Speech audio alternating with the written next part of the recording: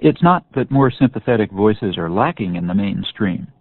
There are many who would easily qualify for admission to the debate if they had the right things to say. This includes Latin American scholars whose opinion pieces are regularly rejected by the press, or the charitable development agency Oxfam, with long experience in the region, which found Nicaragua's record to be exceptional among the 76 developing countries in which it works in the commitment of the political leadership to improving the condition of the people and encouraging their active participation in the development process.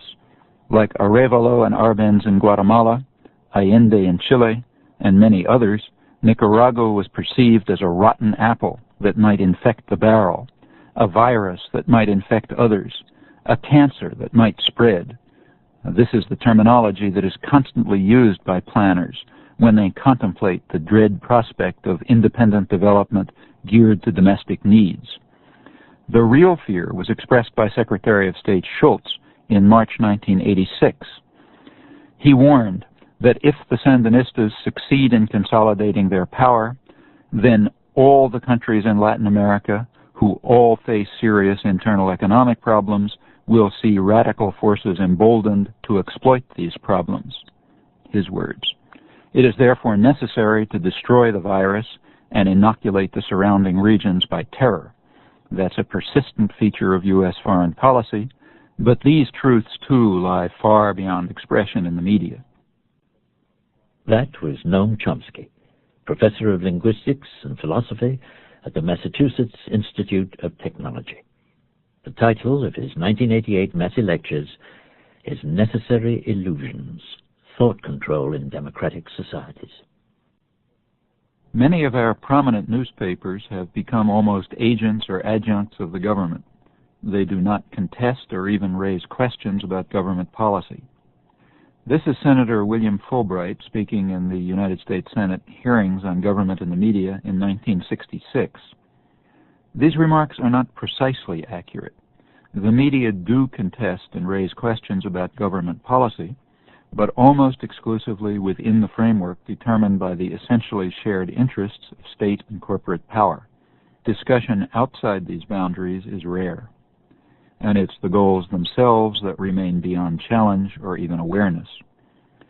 Most of the 181 New York Times stories on Nicaragua came from Washington, and they presented Reagan administration doctrine without challenge or analysis, including the laments about freedom fighters forced to fight with only boots and bandages against advanced Soviet armaments and Cuban-piloted helicopters, brutal repression in what George Shultz called this cancer right here on our landmass, Cuban troops swarming the streets of Managua by the scores in this terrorism sanctuary 2 days' drive from Texas, a second Libya, and so on, through the familiar litany of misrepresentation and outright lies.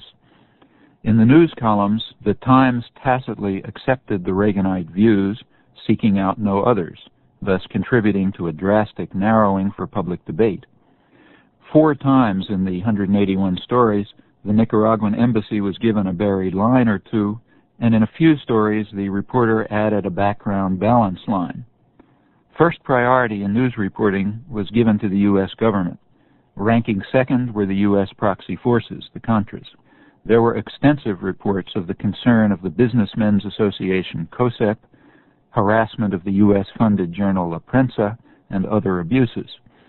With regard to Nicaragua, the typical pattern of media coverage was for the U.S. government propaganda services to concoct some charge, which the media would then prominently and uncritically relay. Occasionally, when the charges were seen to be outlandish, there might be a mild disclaimer on the inside pages.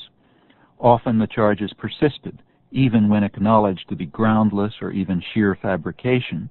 The disgrace of the free press could hardly be more dramatic.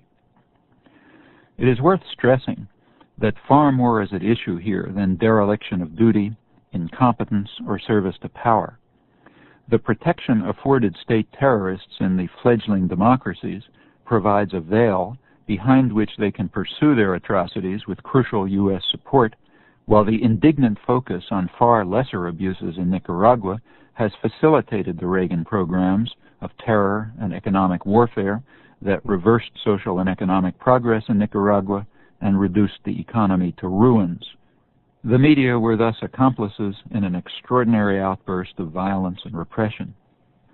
Jack Spence observes that the obviously relevant pending World Court decision was not mentioned in the 171 New York Times news stories that preceded the World Court decision itself.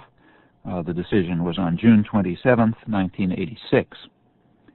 In this decision, the court condemned the United States for support for the Contras and ordered it to desist from these violations of international law and valid treaties and to pay reparations. The decision was reported, but it was dismissed as a minor annoyance. Its contents were suppressed or falsified, the World Court, not the United States, was portrayed as the criminal, and the rule of law was held to be inapplicable to the United States. Congress reacted by voting $100 million of military aid to implement what the court had called the unlawful use of force, while government officials commented happily that this is for real, this is a real war. Nicaragua brought the matter to the UN Security Council, where the United States vetoed a resolution calling on all states to observe international law. Nicaragua then turned to the General Assembly of the United Nations, which passed a resolution 94-3 calling for compliance with the World Court ruling. Two client states, Israel and El Salvador, joined the United States in opposition. The Security Council vote merited a brief note in the New York Times, the newspaper of record, but the General Assembly endorsement of it passed unmentioned. The Times UN correspondent preferred a story that day on overly high UN salaries. In November 1987, a year later, the General Assembly again called for full and immediate compliance with the World Court decision. This time, only Israel joined with the United States in opposing adherence to international law. This was not reported by the New York Times, the Washington Post, or the 3 TV networks. The reaction of the U.S. government and the media to world opinion merits further comment. The same UN session provides a number of interesting examples. While all attention was focused on the Washington Summit in December 1987 and the INF Treaty, the UN voted on a series of disarmament resolutions. The General Assembly voted 154-1 with no abstentions, opposing the buildup of weapons in outer space. That resolution was clearly aimed at Reagan's Star Wars. It voted 135-1 against developing new weapons of mass destruction. In both cases, the United States was alone in opposition. The United States was joined by France in opposing a resolution passed 143-2 calling for a comprehensive test ban treaty. All of these votes were unreported and unmentioned in the New York Times review that was headlined Setbacks to U.S. and Soviet at the United Nations. If the enemies of democracy are not communists, then they're terrorists. Still better, communist terrorists, or terrorists supported by international communism. The rise and decline of international terrorism in the 1980s provides much insight into the utility of interpretations.